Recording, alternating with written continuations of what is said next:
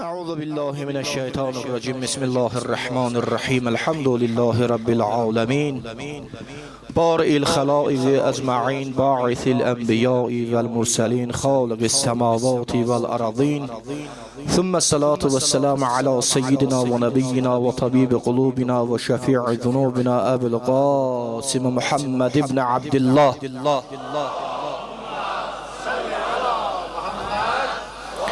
صلى الله عليه وآله الطيبين الطاهرين المعصومين المظلومين المشرفين المكرمين المنتجبين.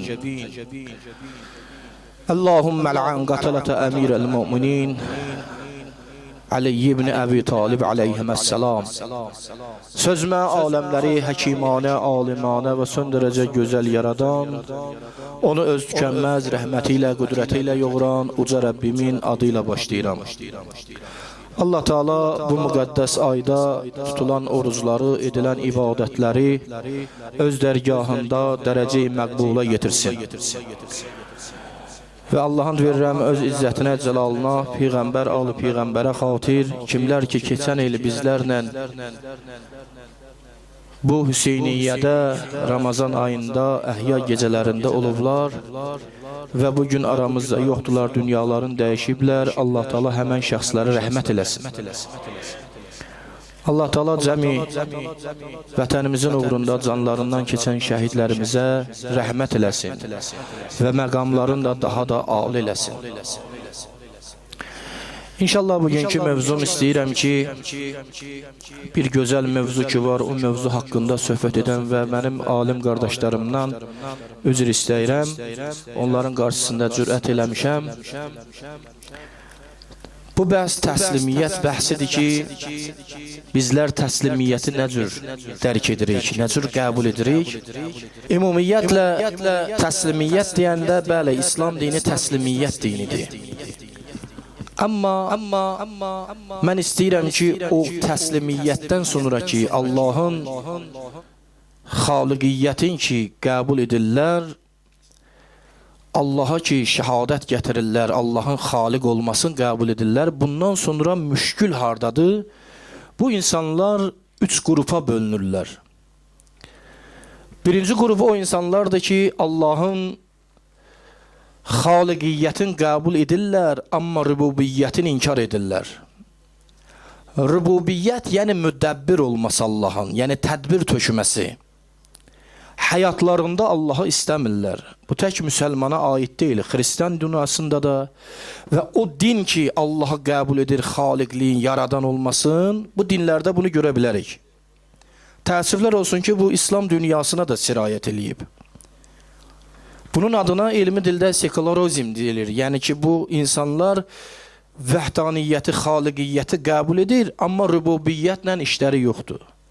Bu hardan qaynaqlanır? Bunun kökü Qur'an-ı Kərimə nəzər salsaq, bu fikrin kökü Qur'anda Allah görərək ki, bizə tanıtdırır ki, şeytan ilk dəfə bunu icra eləyib. Yəni nəyi? Allah buyurur ki, Qur'an-ı Kərimdə Bismillahirrahmanirrahim İz qalə rabbuka lil mələikəti inni xaliqun bəşər. O zaman ki, sənin Rəbbin mələklərə dedi ki, mən bir bəşər xəlq edirəm, bəşərə min tin, torpaqdan xəlq edirəm. Fəidə savvaytuhu və nəfəxtu fihi min ruhi. Və mən ki onu vücuda gətirdim, yəni Adəmi, və ona öz ruhumdan üfürdüm. Fəqa'u ləhu səcidin.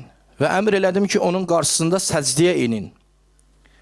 Fəsəcədəl mələikətü kulluhum əcməun.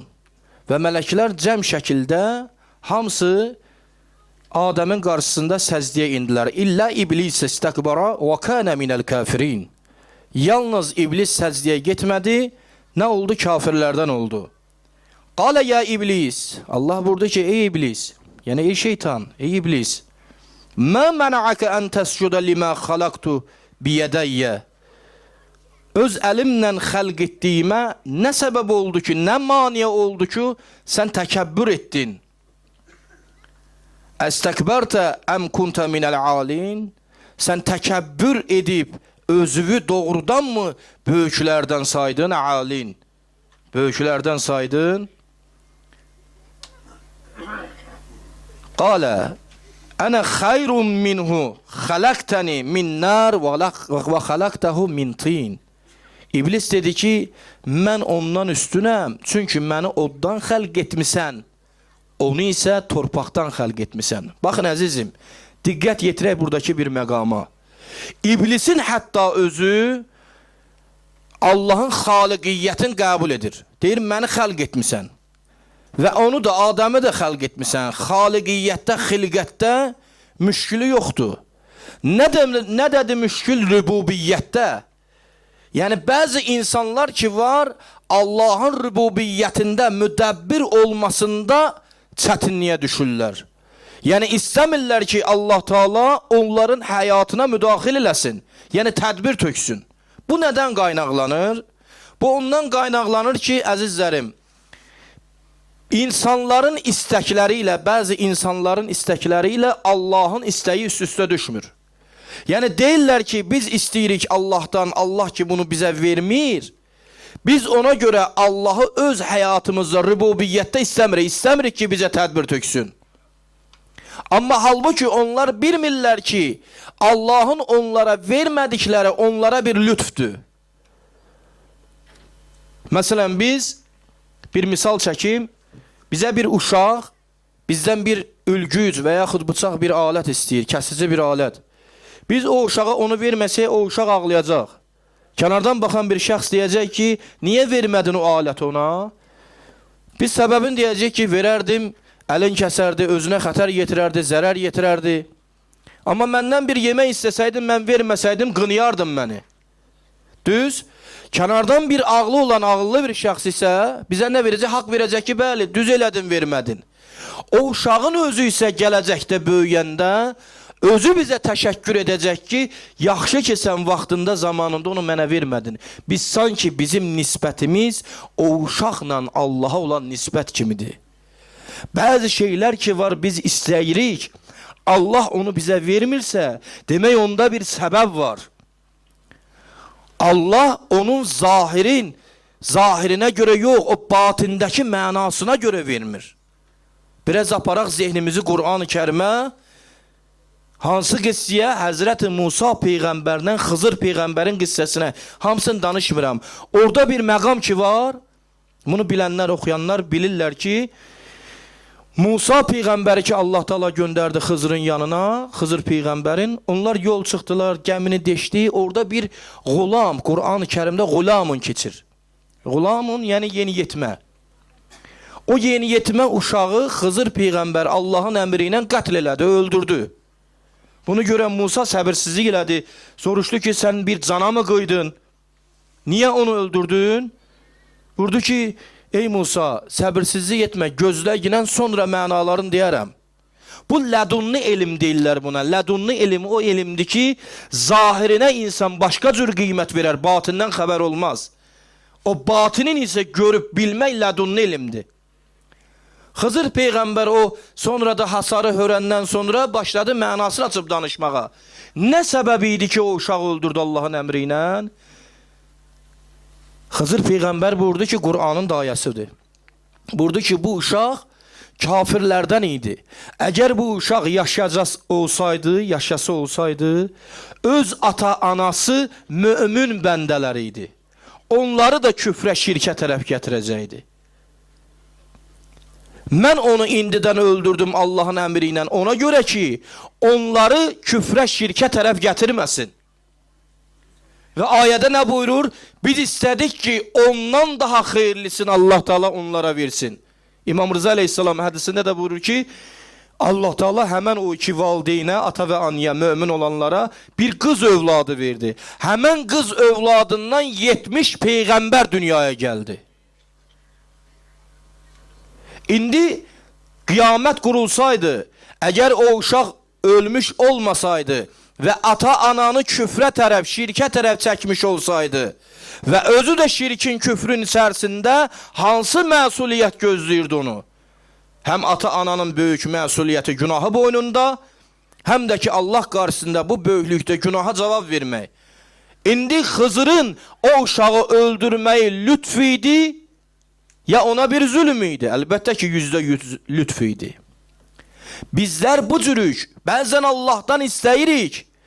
O isteğimiz yerine yetmeyende sanki düşünürük ki Allah bizim hakkımıza neyniyib zülm edib. Estağfurullah, neuzu billah. Bir məna ki var orada, dərin sir ki var, bizler onu bilmirik. O sir nədən ibarətdir? Gərək biz o siri tapaq. O sirri tapmaqdan ötürü gərək insan kamilliyə tərəf yetişə. Kamilliyə tərəf gedə.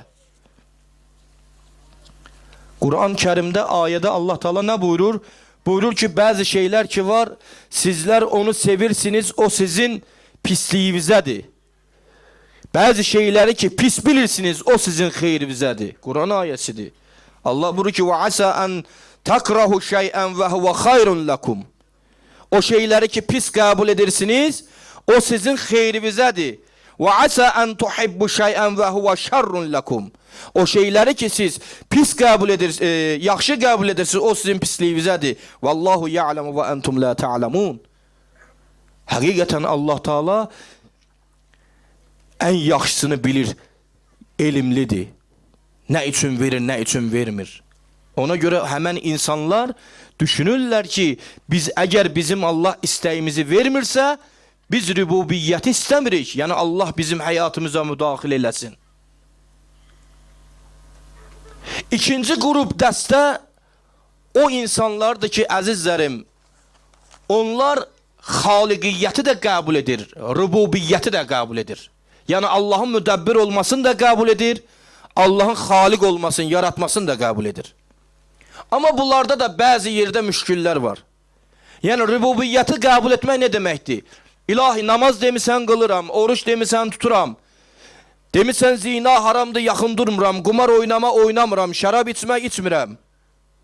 Bütün əmrləri yerinə yetirir. Amma bəzən bəzi hədlər ki var Qur'anda, bu hədlərə çatanda deyirlər ki, xeyr, biz bu hədləri qəbul etmirik, bu bizə biraz çatmır. Məsələn, misal üçün deyirəm, şərab içən insana 80 dənə şallaq vurulmalıdır. Bu biraz mənə çatmır. Və yaxud da qadın kişi irs məsələsinin bölünməsində bu biraz mənə çatmır. Və yaxud da bunun kimi bəzi həddlər. Zina edən kişi və qadın daşqalaqla öldürülməlidir. Hədlər var da, bunu mən qəbul etmirəm, bu mənə çatmır. Demək, burada da rübubiyyətdə nə yarandı? Müşkül yarandı. Təslimiyyət odur ki, orada bu mənə qəlizdir, mən bunu qəbul etmirəm, bu mənə yaxşı gəlmir, bu söz olmamalıdır. Təslimiyyət odur ki, tam şəkildə Allahın əmrini bütöv şəkildə qəbul edəsən, bu Əhl-i Beyt əleyhimussalam idi. Onlar bütün əmirləri əmr şəklində hər nə var idisə qəbul edirdi. Hələ bu əmirləri qoyaq bir kənara. Gələn bəlaları isə şükür bilirdilər. Şükür. Bu Ramazan ayı ki var, bu ayın adlarından biri də hədislərdə təslimiyyət ayıdır. İnsan həm vücudu ilə, həm ruhi ilə, mənəviyyatı ilə təslimdir. Əmrə, Allahın əmrinə. Çünki Həzrəti Peyğəmbər salavatullah nə buyurdu? O Şaban ayının sonuncu cümə xütbəsində qad əqbala iləykum şəhrullahi, artıq sizə Allahın ayı üz gətirir. Bil bərəkəti və rəhməti vəl məğfirə. Rəhməti ilə, bərəkəti ilə, bağışlamağı ilə, məğfirəti ilə. Bu ayda insan gərək neyniyə? Özü təslim ola Allaha. Hər nə varsa təslimiyyətin göstərə. Ruhun paklaşdıra. Yəni Allah, sən əmr etmisən, mən təsliməm. Bu bir neçə saat ərzində mən bu təslimiyyətdən, hər şeydən çəkinəm. Baxın, biz bəlada, biz bunun adını bəla qoymuşuq, gələndə səbr etməyə çalışırıq. Amma Əhl-i Beyt əleyhimussalam səbri ən aşağı dərəcə biliblər. Nəinki səbir, şükür ediblər. Səbir hələ bir kənara. Şükür ediblər. Baxın, Həzrəti Əli əleyhissalamın qeyrətli qızı xanım Zeynəb salamullah əleyha nə dedi? Dedilər ki, Zeynəb, gördün Allah sizi nə cür zəlil elədi, xar elədi. Dedi, mə rəəytu illə cəmilə, mən gözəllikdən başqa bir şey görmədim. Təslimiyyət budur. Bəla qarşısında şükür budur.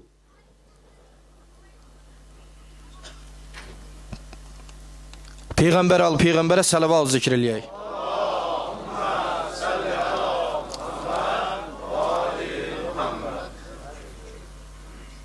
Bir dua ki var, Əbu Həmzə Somali. Mən əziz qardaşlarımdan rica edərəm o duanı bu ayda oxuyun. Elə kimsə üzünə oxuya bilirsə ərəb dilində, elə bu gecədə oxusun əgər vaxtı olsa. Çox gözəl duadır. O duanın sonuncu bir-iki cümləsi var.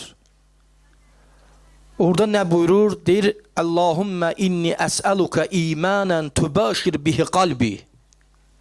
Allahım, sən mənə elə bir iman ver ki, qəlbimi sevindirsin. Və mənə elə bir yəqin ver ki, o yəqinlə səndən gələn müsibəti mən bilim ki, sənin təqdirindir. Sən istəmisən bunu. Sən istəmisən. Həzrəti Musa Peyğəmbər bir gün Allaha xitab elədi. Pərverdigar aləm, elə bir şəxs varmı abid ki, mənlə dost olsun? Allah Teala buyurdu ki, bəli ya Musa, filan məntəqədədir. Gəldi bu şəxsi tapdı, qapısını açdı, evindən içəri girəndə gördü ki, bu yaşlı bir qocadır, bədəni başdan başa yaranın içərisindədir, nə əli işləyir, nə ayaq işləyir. Və qapını örtüb çıxmaq istəyəndə ki, bəlkə səhv gəlmişəm, Cənab Cəbrail əleyhissalam nazil oldu, buyurdu ki, ya Musa, düz gəlmisən. Elə bu şəxsdir. Amma Allah məni məmur edib ki, indi bunun gözünü alam. Musa Peyğəmbər təəccüb elədi ki, bunun nəyi var idi ki, bunun nə əli işləyir, nə ayağı işləyir, bədən də başdan başa yaranın içərisində bir dili var, bir də gözü. İndi üstəlik də bunun gözü alınsın. Cənab Cəbrail əleyhissalam Allahın əmri ilə bu işi icra elədi. Gördü ki, başını qaldırdı səmaya tərəf, gözünün nuru da əldən getdi. İndi duasına baxın. Elhamdülillah.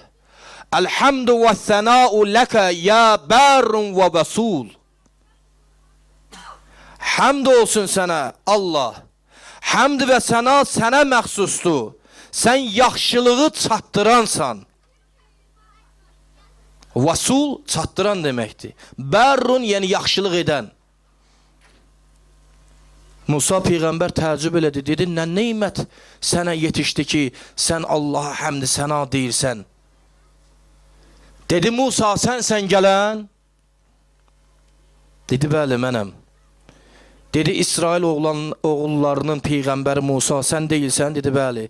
Dedi, sən Allaha dedin ki, mənə elə bir abid tanı ki, mənlə dost olsun. Dedi, bəli, dedim. Dedi, Allah Taala mənə bundan artıq böyük nimət mi verər ki, səni mənim evimə göndərib və məni də özünə dost bilir. Mən ona görə şükür eləyirəm. Fəlsəfəçilər ki, deyirlər, hər şeyə baxsan, gözəl görərsən. Biz bəzən zahirinə baxıb, onu gözəl görmürük. Amma onun içərisində bir batində gözəllik var. O necə ki, Həzrəti Musa Peyğəmbər daxil olanda gördü, bədən başdan başa yaranın içərisində əl-ayaq işləmir, biz o cürü görürük. Amma batininə varanda görürük ki, gözəllikdən ibarətdir. Bəli. Biz ona görə o Əbu Həmzə Somali duasında deyir, Allahümmə inni əsəluka imanən tubaşir bihi qalbi. Qəlbimi sevindirən ilahi mənə bir iman nəsib et ki, o imanla qəlbim sevinsin, bir yəqin nəsib et ki, o yəqinlə neyniyim səndən gələn müsibəti bəlanı bilim ki, sənin təqdirindəndir. Sən istəmisən. Sən istəmisən. Bəzən bizlər də bu cür edə bilərik. Bizlər də bu cür yaşaya bilərik. Bəzi qardaşlar var bu gün cəmiyyətdə bu cür sözlər danışırlar bəzən ki, biz Peyğəmbər ola bilmərik, imam ola bilmərik. Məqam baxımından bəli.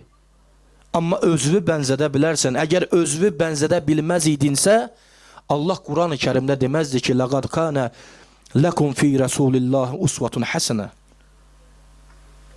Allahın peyğəmbəri usvatun həsənə, ən gözəl örnəkdir sizə. Bu sözü Allah Quran-ı Kərimdə ayə şəklində bizə deməzdi. Bəzi xüsusiyyətlər var ki, bəli onlar bizdə ola bilməz. Məsələn, icbarı ismət məsələsi var, qeyb məsələsi var. Amma bizlər ki, özümüzü onlara bənzətməliyik. Onlar da insan idi. Biz də insanıq, amma əməllərimizdə bənzətməliyik. O məqam baxımında başqa şeydir. Biz hər bir bəlanın Allahdan olmasını bilməliyik ki, bu bəla Allahdan bir neymətdir. Hətta mən bir hədisə rast gəldim tələbə zamanı, çox təəccübləndim. İmam Sadiq əleyhissalam buyurur ki, əgər bir mömin özündə 40 gün ərzində bir bəla görməzsə, imanında şübhə eləsin.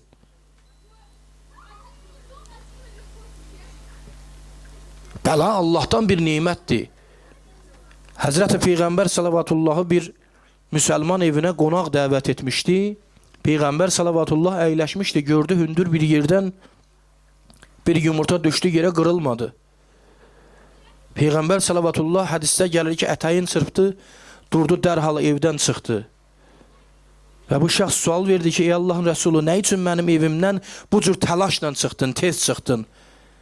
Dedi, mən o yumurtanın hündür bir yerdən düşməsini gördüm və qırılmadı, onu da gördüm. Ona görə mən buradan çıxdım. Allah bu evə bəla göndərməz. Dedilər, sən elə bir kişinin evindəsən ki, Allah bura bəla göndərməz. Dedi, elə mən ondan qorxuram. Bəla gəlməyən ev Allah nəzərindən uzaqdır. Yumurtanın xüsusiyyəti buydu, hündürlükdən düşməliydi, qırılmalıydı. Amma o qırılmadı sənin evində. Demək, nəzər yoxdur burada. Bu neymətdir bizə. Həzrəti Əli əleyhissalam nə buyurdu?